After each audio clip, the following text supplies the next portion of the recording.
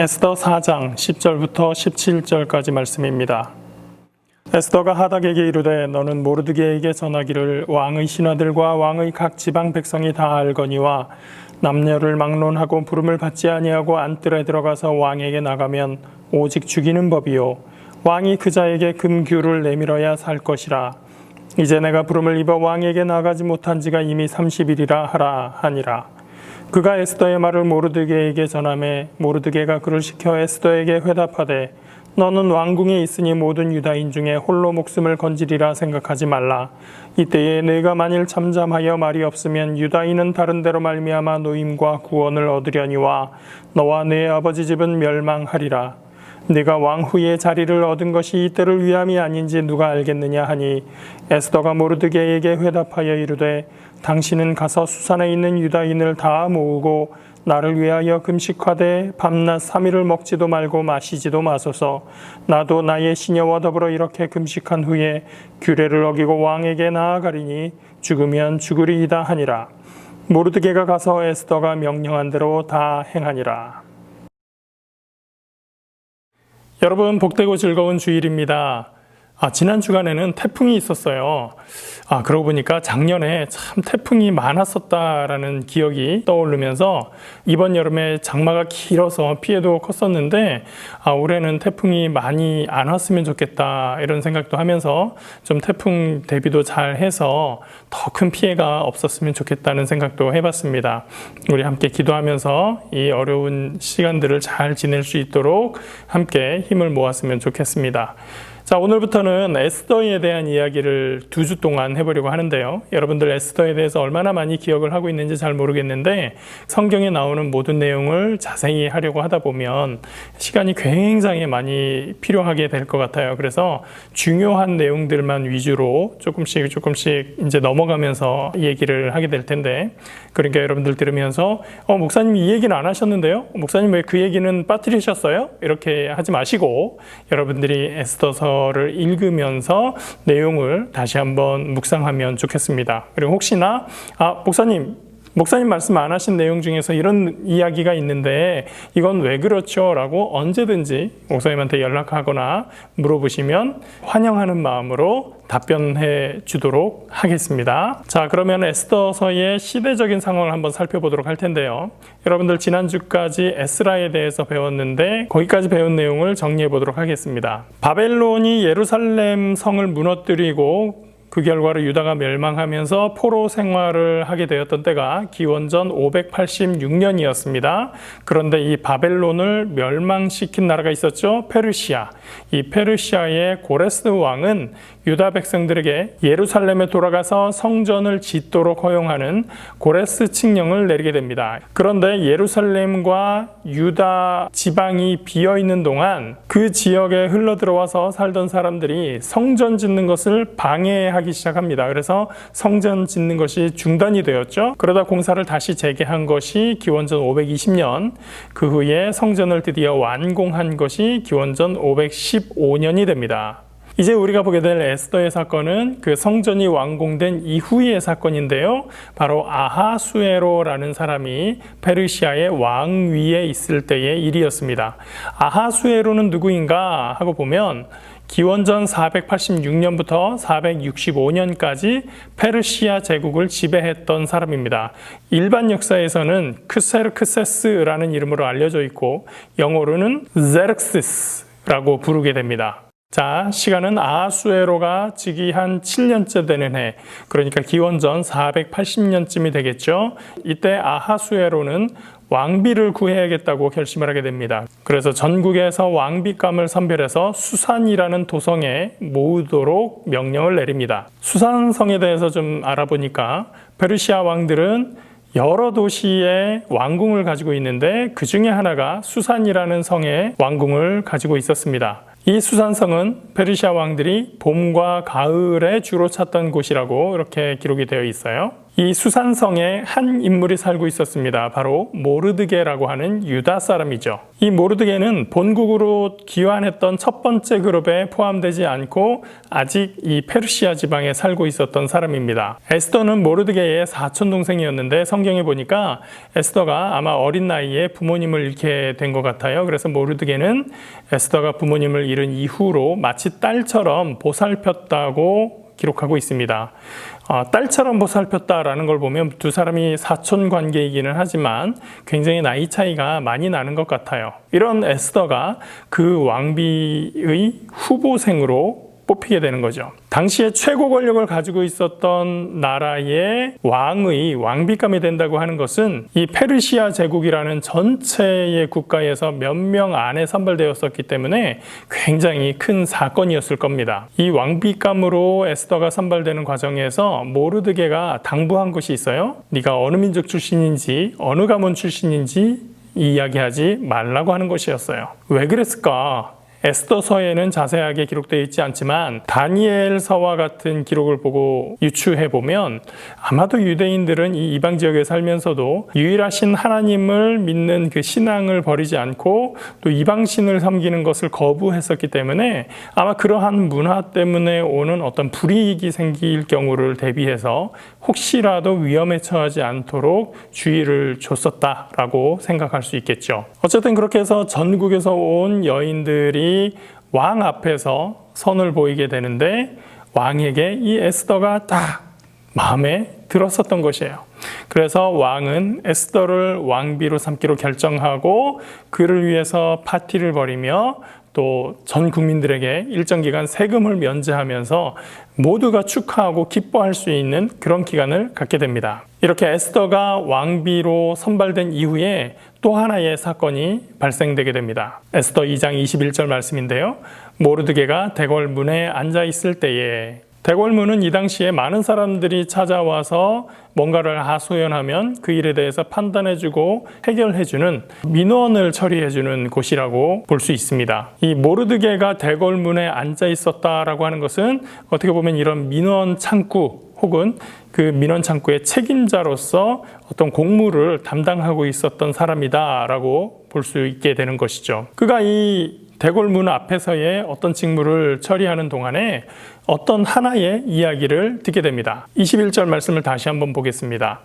모르드게가 대궐문에 앉았을 때에 문을 지키던 왕의 넷이 빅단과 데레스 두 사람이 원한을 품고 아하수에로 왕을 암살하려는 음모를 꾸미는 것을 모르드게가 알고 왕후 에스더에게 알리니 에스더가 모르드게의 이름으로 왕에게 아뢰인지라. 자, 이 모르드게가 왕궁 앞에서 자기의 직무를 수행하는 동안에 왕에 대한 암살 음모를 알게 됩니다. 그것을 에스더에게 가서 이야기하고 에스더는 이 모르드게가 자기의 사촌이라는 걸 얘기하면 안 되잖아요. 그래서 왕에게 가서 보고를 합니다. 모르드게라는 신하에게서 보고를 받았는데요. 어떤 사람들이 전하를 암살하려는 시도가 있다고 합니다. 왕이 그 얘기를 듣고 수사팀에게 이 사건을 넘겨서 조사를 시키게 됩니다. 그랬더니 정말로 이 사람들의 음모가 밝혀지게 됐어요.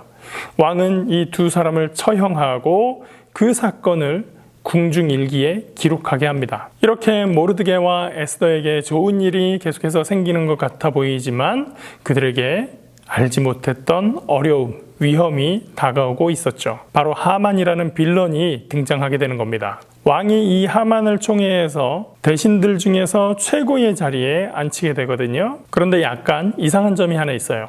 원래 어떤 신하가 최고의 자리에 오르게 되면 많은 사람들이 자연히 그 사람 앞에서 경의를 표하고 절하는 것은 당연하겠죠. 예를 들면 우리 조선시대라고 생각을 했을 때 영의정이 되었다. 어떤 사람이 영의정이 되었을 때 모든 신하들이 영의정 앞에서 대감 오셨습니까? 대감 안녕하셨습니까? 하고 인사하는 건 너무나 당연해요. 그런데 성경을 보니까 왕이 명령하여 모든 신하들이 그에게 꿇어 절하도록 시켰다. 이렇게 기록을 하고 있습니다. 왜 그랬을까? 이 사람이 어쩌면 그렇게 신하들 사이에서 그런 신망을 얻지 못하는 사람이었던 건 아닐까. 다른 신하들이 생각하기에 저 하만이라는 사람 그만한 자격이 있지 않은데 혹은 그만한 실력 있는 사람이 아닌데 그런 생각을 했었던 건 아닌가. 그런 추측을 하게 되는 것이죠. 어쨌든 왕이 그렇게 명령을 하고 난 후에 사람들이 이 하만의 앞에서 꿇고 절하고 그러면 경의를 표하게 되는데 딱 한 사람, 그에게 절하지 않는 사람이 있었어요. 다른 신하들이 모르드게에게 묻습니다. 아니, 왜 당신은 왕이 명령했는데도 이렇게 무릎을 저 사람 앞에서 꿇지 않습니까? 그러니까 모르드게가 대답을 합니다. 나는 유대인입니다. 하만에게 무릎 꿇을 수가 없어요. 아니, 근데 그것도 하루 이틀이지 계속해서 그렇게 하만에게 경의를 표하지 않으니까 사람들이 하만에게 가서 일러 바치게 됩니다. 전 모르드게가 당신에게 무릎을 꿇지도 않던데요. 그 후로 하만이 지나가면서 가만 보니까 아니 정말로 이 사람이 자기가 지나갈 때 무릎 꿇지도 않고 절하지도 않는 거예요. 하만은 분노했습니다. 그리고 모르드게가 자신에게 절하지 않는 이유가 유대인이다 라고 하는 얘기를 듣고 나서 이제 유대인 모두를 다 증오하게 되었습니다. 그래서 무슨 마음을 먹었을까요? 모르드게를 죽여버려야겠어. 그런데 모르드게 하나 죽여서는 성이 차지 않아. 이 나라의 모든 유대인들을 다 죽여버릴 거야. 몰살시켜버리겠다고 결심을 하게 됩니다. 그러나 아무리 그 나라의 최고의 대신, 최고의 신하의 자리에 있다고 하더라도 그 나라 안에 있는 한 민족을 통째로 몰살시켜버리겠다고 하는 것은 자기가 혼자서 결정할 수 있는 일은 아니죠. 그래서 왕에게 허락을 받게 됩니다. 그런데 왕에게 이야기하면서 약간 사실을 다르게 말하죠. 3장 8절 말씀입니다. 하만이 아하수에로 왕에게 아뢰되 한 민족이 왕의 나라 각 지방 백성 중에 흩어져 거하는데 그 법률이 만민의 것과 달라서 왕의 법률을 지키지 아니하오니 용납하는 것이 왕에게 무익하니이다. 그러니까 하만의 말은 이런 거예요. 임금님께서 모든 신하들은 하만에게 무릎 꿇어 절해라 라고 말씀하셨는데 모르드게가 말을 안 들어요. 이렇게 얘기할 수는 없어요. 그러니까 한 민족이, 유대민족이라고도 안 해요. 한 민족이 왕의 법률을 지키지 않아서 왕에게 도움이 안 됩니다. 그래서 어떻게 하자고요? 왕이 옳게 여기시거든 조서를 내려 그들을 진멸하소서. 내가 은 1만 달란트를 왕의 일을 맡은 자의 손에 맡겨 왕의 금고에 드리리이다. 이 민족을 다 진멸하시면 다 죽여버린다는 거예요. 그러면 제가 임금님께 은 1만 달란트도 바치겠습니다. 은 1만 달란트가 요즘 화폐로는 얼마쯤 될까 하고서 계산을 해봤더니 지난주 시세로 48억 5,300만 원. 와, 엄청난 돈이죠. 왕은 조서에 도장을 찍는 용도로 사용하는 자신의 반지를 빼서 이 하만에게 주면서 그 일을 허락하게 됩니다. 나에게 은을 갖다 주지 않아도 되니 그대가 그 은은 갖도록 해라. 그리고 그 민족도 그대 손에 맡길 테니 알아서 처치해라. 하만은 발빠르게 움직입니다. 왕의 문서를 작성하는 서기관들을 모아다가 조서를 만들게 하고 그것을 각 민족의 언어 또 문자로 번역해서 기록해서 왕의 인장을 왕의 반지로 도장을 찍게 합니다. 그리고 그 조서를 전국으로 보내게 되는 것이죠. 그래서 어느 날을 지정해서 그 날이 되면 한 날 동시에 모든 유대인들을 다 죽이고 그리고 사람들이 다 죽었으니까 남는 재산이 있잖아요. 그 재산도 다 탈취하도록 시키게 됩니다. 나라 곳곳에 많은 도시에 이 조서가 발표되고 여러 곳에 공고문이 붙게 됩니다. 그리고 모르드게도 이 사실을 알게 됩니다. 여러분, 우리가 성경을 배우면서 이스라엘 사람들이 아주 슬프거나 아주 분노하거나 감정적으로 막 격해졌을 때 하는 행동이 있었죠. 모르드게가 이 모든 일을 듣고 자신의 옷을 찢고 굵은 베옷을 입고 재를 뒤집어 쓰고 성중에 나가서 대성통곡했다. 성경은 그렇게 기록하고 있습니다. 모르드게뿐만 아니라 모든 유다 사람들이 다 같은 심정입니다. 왕의 명령과 조서가 각 지방에 이름에 유다인이 크게 애통하여 금식하며 울며 부르짖고 굵은 베옷을 입고 제의에 누운 자가 무수하더라. 무수하다라는 말은 수없이 많다라는 말입니다. 궁궐 안에 살던 에스더는 이 소식을 나중에서야 들은 것 같아요. 에스더가 내시 하닥을 불러서 모르드게에게 가서 이 일이 무슨 일인지 한번 알아보도록 해라 라고 명령을 하게 됩니다. 하닥이 모르드게에게 갔죠. 모르드게는 하닥에게 자기가 당한 모든 일과 하만이 꾸민 일, 그리고 하만이 이 일을 통해서 왕에게 은을 또 얼만큼을 주겠다라는 내용까지 해서 그 얘기를 그대로 전하게 됩니다. 그러면서 유다인을 진멸하도록 하라고 하는 이 조서의 내용을, 그 문서를 에스더 왕비에게 전달하면서 임금님에게 가서 우리 민족을 위해서 좀 제발 간청을 좀 해달라라고 부탁을 합니다. 에스더가 그 얘기를 들었어요. 그 조서를 다 읽어봤습니다. 그런데 한 가지 문제가 있어요. 원래 이 나라의 관습에 따르면 왕비 아니라 누구라 할지라도 왕이 부르지 않았는데 함부로 막 나가서 이야기하다가는 왕이 그것을 보고 마음에 들지 않다라고 하면 데려다가 처형을 시켜버릴 수도 있는 것이 이 나라의 법이었어요. 아마도 큰 나라를 맡은 왕일수록 암살의 위험이 있기 때문에 그럴 거예요. 실제로 이 아하수에로 왕은 마지막에 자기 신하들에 의해서 암살을 당하게 됩니다. 그런 것처럼 왕 앞에 나간다고 하는 것은 결코 쉬운 일이 아니었어요. 그래서 에스더가 그 이야기를 모르드게에게 전하게 됩니다. 누구도 불쑥 왕에게 찾아갔다가 왕이 마음에 들지 않으면 죽게 되는데 왕이 저를 부르지 않은 지 벌써 한 달이나 됐습니다. 30일이 됐어요 라고 말을 하게 되죠.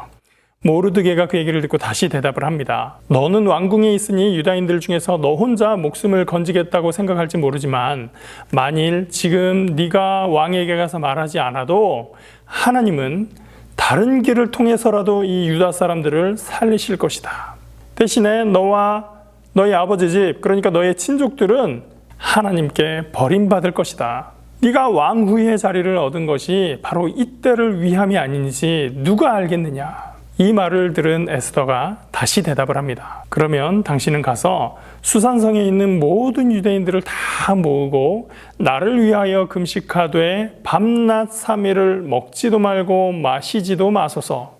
나도 나의 시녀와 더불어 이렇게 한 후에 규례를 어기고 왕에게 나아가겠습니다. 그리고 죽으면 죽으리이다. 모르드게가 이 얘기를 듣고 에스더가 명령한 대로 유다 사람들을 모아서 금식을 선포하고 함께 기도하게 됩니다. 때로 우리 주변의 사건들은 우리가 알지 못하는 사이에 굉장히 급박하게 돌아가는 경우들이 있어요. 그 일이 때로는 우리의 생계를 위협할 수도 있고 우리의 목숨을 위협할 수도 있습니다. 그때 우리는 우리에게 주어진 자리에서 우리의 모든 지혜를 동원해야 하는 것이죠. 근데 그때 어떤 일의 책임을 담당한다는 것은 결코 쉬운 일이 아닐 수 있습니다. 에스더 역시 왕 앞에 나아가서 임금님 저의 민족을 살려주세요 라는 이 말 한마디 하는 것도 결코 쉽지 않았어요. 말하기는커녕 말하기도 전에 너 왜 왔어? 죽어! 하고 죽을 수도 있는 일이었어요. 그런 일이 신약시대에 또 있었죠. 바로 예수님이 그 일을 담당하셨어요. 모든 인류의 죄를 짊어지고 자기가 담당해야 된다, 자기가 책임을 져야 한다는 그 부담이 얼마나 컸을까요? 잡히시기 전날 밤 겟세마네 동산에서 기도하시던 예수님은 핏방울이 맺히도록 부르짖으셨던 겁니다. 아버지여, 할 수만 있다면 이 잔을 내게서 지나가게 하옵소서. 하나님께는 모든 것이 가능하오니 이 잔을 내게서 옮겨 주시옵소서. 책임을 진다는 것은 그만큼 힘든 일입니다. 예수님일지라도 책임을 지는 것은 너무나 어려운 일이었던 거예요. 그런데 예수님의 마지막 말씀은 뭐였을까요? 그러나 하나님, 나의 원대로 하지 마시고 아버지의 원대로 하옵소서. 에스더의 마지막 선언도 그것이었죠. 제가 우리 민족과 함께 금식하며 기도하겠습니다. 그 후에 왕에게 나아갈 텐데 그때 왕이 그것이 마음에 들지 않아서 저를 사형시키면 죽어야겠죠. 할 수 없어요. 죽으면 죽는 겁니다. 우리에게 분명히 책임이 주어지게 됩니다. 크든 작든 우리에게는 책임이 있게 되는 것이죠. 그 책임을 진지하고 신중하게 여기고 그 책임을 다하는 것이 바로 우리 그리스도인들의 본분입니다. 내게 주어진 책임을 회피하지 않고 죽으면 죽는 거지요 하고 믿음으로 내 책무를 다하는 결단을 하는 삶, 여러분 할 수 있습니까? 싫어도 그 결단은 필요합니다. 그래서 우리는 기도해야 되는 겁니다. 때로는 이 책임이 너무나 힘들고 때로는 우리가 이 책임을 감당할 수 없어서 하나님 도와주세요.